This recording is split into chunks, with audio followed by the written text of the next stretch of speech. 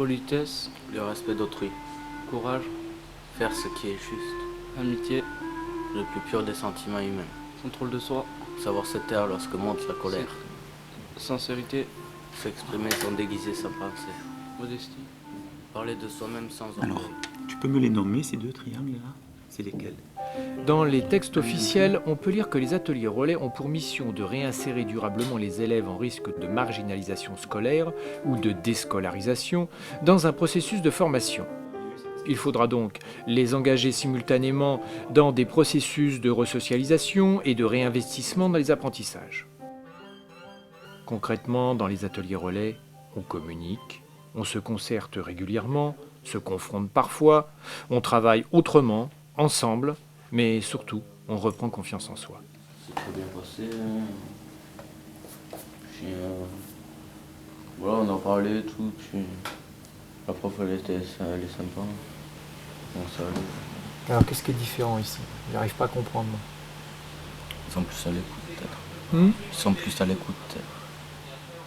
Mais l'atelier relais, c'est un processus éducation nationale.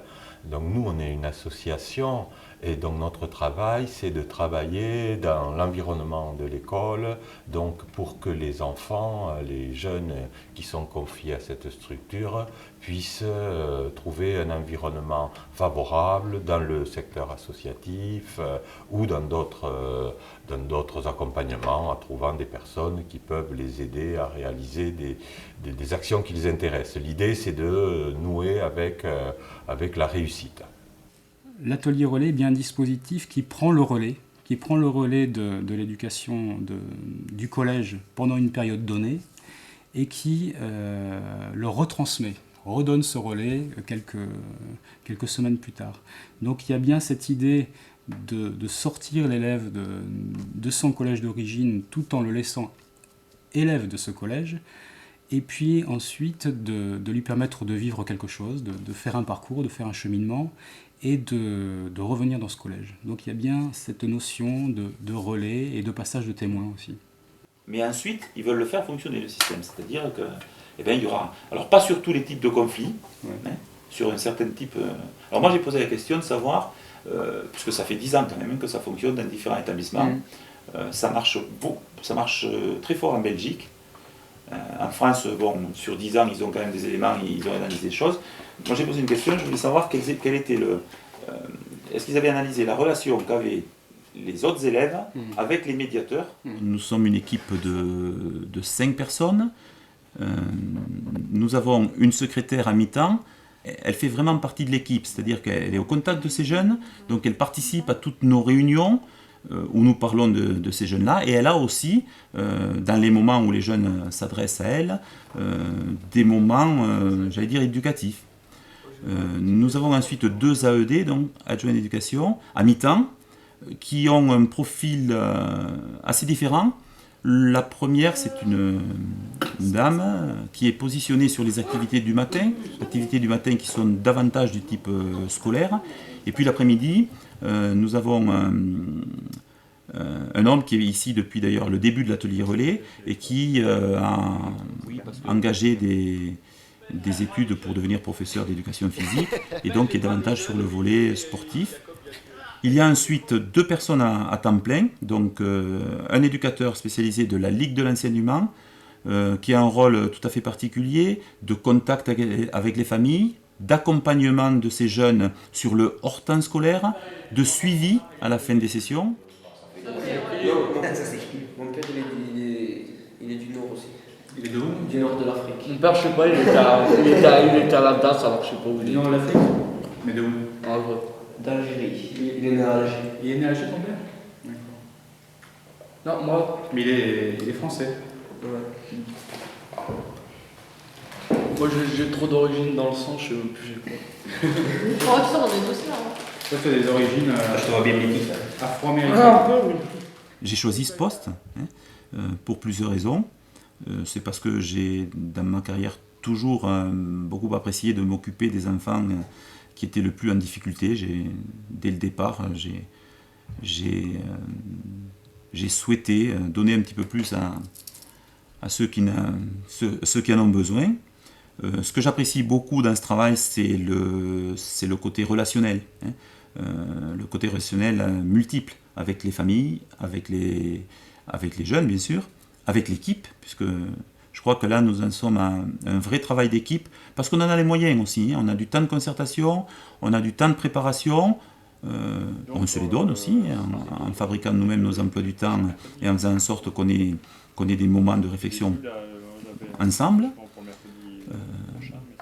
Des contacts aussi avec les services sociaux, avec les services de soins. Donc tout cet éventail de relations, c'est quelque chose qui personnellement me satisfait. Sur un autre élève, il est monté dessus, il a fallu la retirer, sortir dans le couloir, impossible de la gérer, sortir dehors, crier, tailler l'hystérie, jusqu'à devant le bus. Il a fallu que je la tire pour calmer, commencer à avoir une discussion avec elle. Enfin, c'est quelque chose que vous avez été amené à gérer, mais oui, qui n'était pas de notre compétence, c'est quelque chose qui se joue à l'extérieur depuis un moment.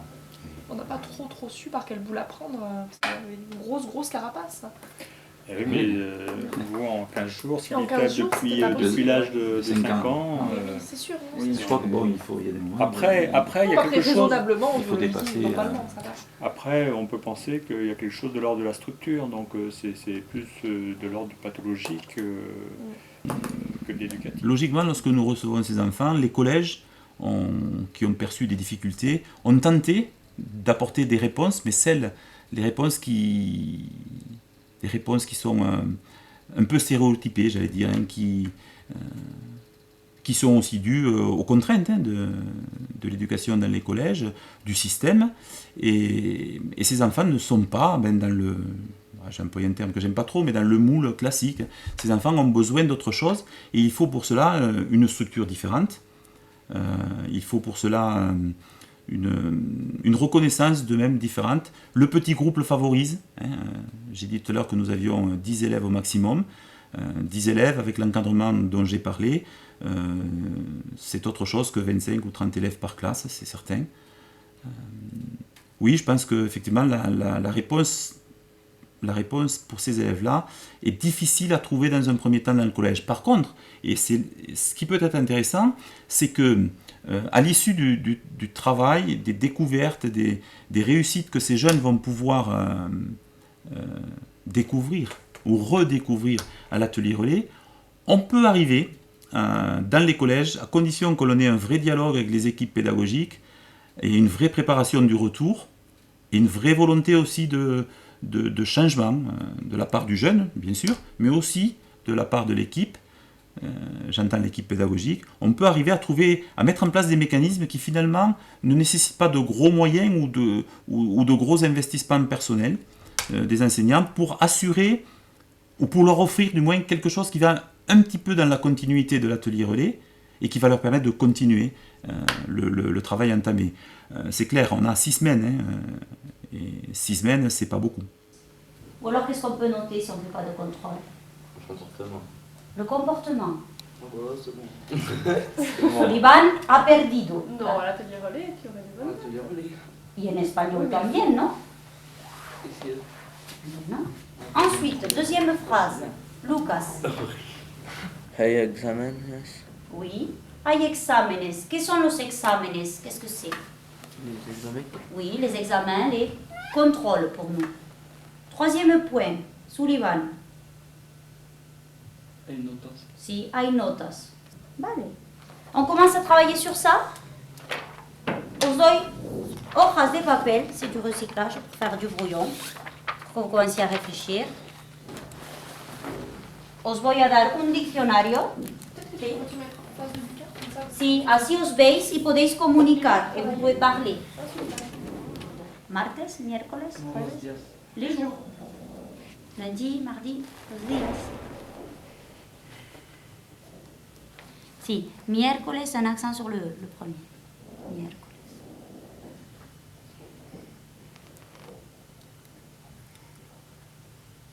Trabaja, Sullivan, trabaja.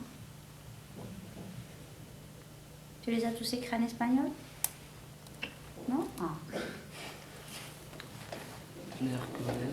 On dit Rhodes. Jueves, jueves. Natación es con una C. Si no, tion.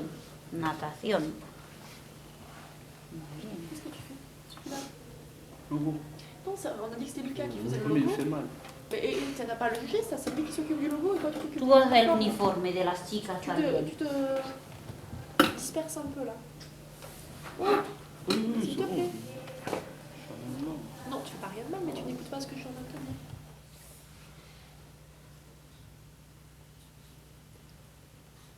No se trata de botánica, ¿eh? Se trata de un colegio, alors change-moi ce logo, ¿eh? Esto, francés, matemáticas, filosofía. Aquí también. Muy bien. Bon, j'ai assisté à votre cours d'espagnol. Est-ce que c'est un cours d'espagnol comme vous aviez l'habitude d'avoir? Est-ce qu'il est comme avant ou est-ce qu'il est différent? Différent. Qu'est-ce qui est différent? Déjà la prof. Puis c'est plus facile, on va dire.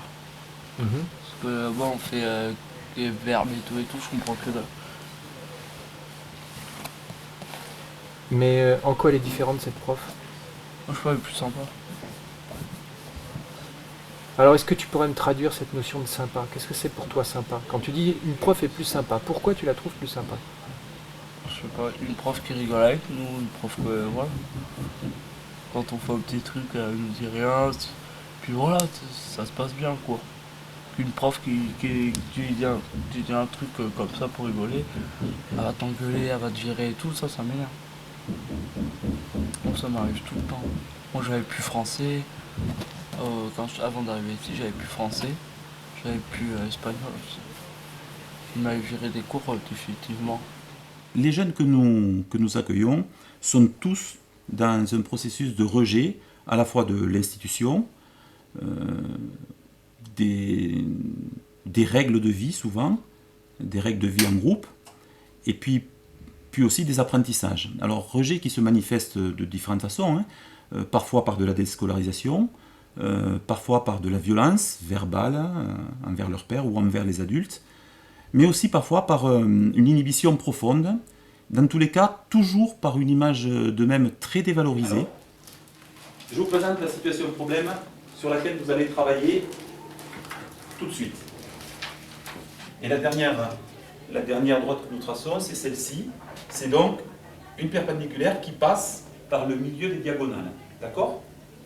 Celui-ci est identique à celui-là, celui-là, celui-là. D'accord? Et alors, si on rassemble les deux, c'est identique. Voilà, si on rassemble les deux, si on rassemble ces deux, il est identique aux deux que je viens de mettre en bleu. Moi, ce que je vous demande, c'est d'utiliser ceci pour me fabriquer un rectangle. Question? Quand je regarde autant, c'est que je cherche. Je regarde avec Vincent ce qu'il a fait, quelle stratégie il a adoptée, et ensuite je vais vous voir et vous me direz chacun d'entre vous quelle stratégie vous adoptez, d'accord? Nous avons fait le choix d'être en rupture totale avec la pédagogie qui est proposée en règle générale du moins, dans les établissements du second degré, en collège, pour la bonne raison que reproposer aux enfants quelque chose à quoi ils n'adhèrent pas et qui les a conduits à l'échec ne pourrait pas les amener à changer un petit peu leur attitude. Donc, ce qu'on essaie de faire, quel que soit, je pense que c'est important, quel que soit le type d'activité que nous proposons, c'est-à-dire que ce soit en judo par exemple, ou en mathématiques, nous essayons de proposer aux enfants des situations qui vont les valoriser, dans lesquelles ils vont pouvoir exprimer des qualités, et à l'issue du travail qu'ils entreprennent, ils vont arriver à réussir. Ce sont des enfants qui sont en échec quelques-uns depuis voire quelques mois, mais voire quelques années. Et ce qu'on essaie de leur proposer, donc, c'est à la fois de mobiliser à nouveau cette capacité de réflexion, cette capacité de travail, sur des situations qui ne sont pas simples, forcément, ce qui serait encore plus dévalorisant peut-être que ce qu'ils ont vécu auparavant, mais en sachant que s'ils s'investissent et avec l'aide qu'on peut leur apporter, ils vont arriver à la réussite. Qui donne à celle-là, ça c'est bien, très bien. Cette main-là, la claque. Très bien. Donne-lui une claque, vas-y, profite-en. Super. La jambe passe par-dessus. Là. Ta jambe passe par-dessus ici. Super. Ouais, non, mais... Très bien, et maintenant tu vas t'asseoir derrière. Serre tes jambes. Voilà, et jette-toi sur le dos. Voilà, ici, super. Serre tes jambes, croise tes jambes, croise tes deux pieds. Croise tes deux pieds. Serre tes cuisses. Alors on a dit... Voilà, décolle tes coucougnettes, super. Croise tes jambes. Nous sommes là, nous, assez clairs avec les jeunes, justement, lors de la première contractualisation, pour dire que dans l'ensemble de ces activités, nous avons toujours le même niveau d'exigence. Ce qui fait que pour ces jeunes, s'impliquer dans une activité équestre, dans un cours de judo, dans un atelier de philosophie, ou au conseil de l'atelier, ou pour son bilan individuel de la semaine, en fait, ça demande finalement la même énergie, ça demande le même niveau d'implication, et ça demande aussi d'être toujours en permanence dans ses objectifs d'atelier relais. Donc il y a peu de temps où il a la possibilité finalement de s'extraire du pourquoi il était réellement venu ici. La clé, regarde, tu l'as derrière.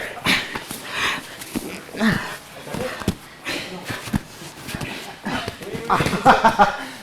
ça, c'est bien. C'est bien, ouais, bien, super.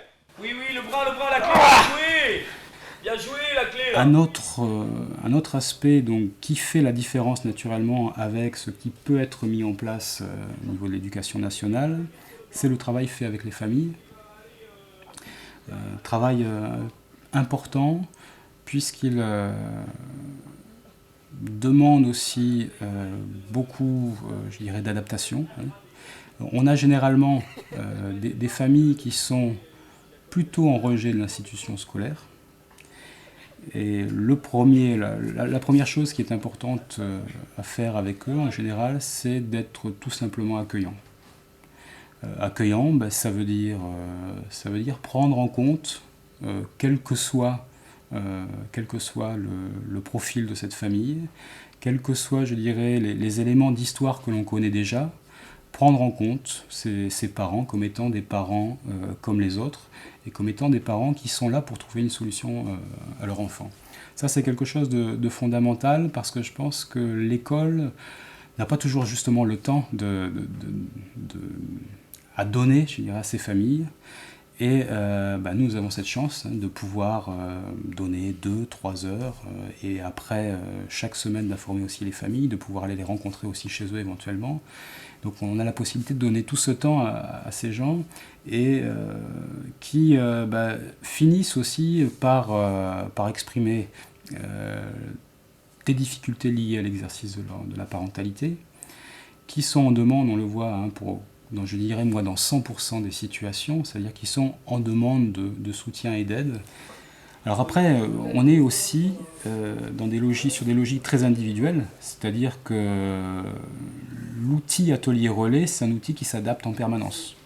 Alors c'est un outil qui a une structuration et des moyens qui sont en général pour l'instant permanents, mais en même temps, et justement moyens qui permettent d'individualiser fortement les parcours, et de, je dirais, bâtir toutes les sessions autour des enfants, autour des individualités, en fonction des problématiques. Donc ça, c'est vraiment un grand confort dans le travail, et je pense que c'est aussi une des raisons qui fait qu'on n'a pas d'absentéisme, parce qu'on on se donne les moyens de travailler réellement avec l'enfant. J'aime bien donner un chiffre. C'est un chiffre qui me fait toujours plaisir à donner, c'est-à-dire qu'on est effectivement en train on traite l'absentéisme scolaire, on parle beaucoup dans notre dispositif d'absentéisme scolaire, et nous n'avons aucun absentéisme scolaire. Pour moi, c'est je dirais que c'est le chiffre magique, c'est-à-dire qu'à l'atelier relais en Ariège, on a 0% d'absentéisme sur 6 semaines. Bon, ça c'est effectivement un chiffre. Un chiffre ou un symptôme ? Voilà, alors c'est à la fois les deux. Effectivement un chiffre et puis le symptôme, ou disons, qui montre qu'effectivement les enfants ici, ils trouvent quelque chose. Respect. Sans respect, aucune confiance ne peut naître. Mais là on apprend justement à se canaliser un peu, puisque c'est un peu le contrôle de soi et on joue des enjeux. Voilà, donc. Tu crois que c'est important ça, de savoir se canaliser? Ouais. Est-ce que c'est important que pour l'école? Non. Non, c'est pas important pour toute la vie. Là. On peut dire que pour plus de la moitié, ça a un effet bénéfique. Après, c'est comme toute question sur l'éducation. Quand on sème et on ne sait pas trop quand et comment on va récolter. Ce qui est sûr, enfin moi j'en suis au moins persuadé, c'est que ces jeunes-là vivent des expériences très fortes et pour nous, l'éducation populaire, justement, les expériences elles sont indélébiles. Donc un jour ou l'autre, il en ressortira quelque chose de bien.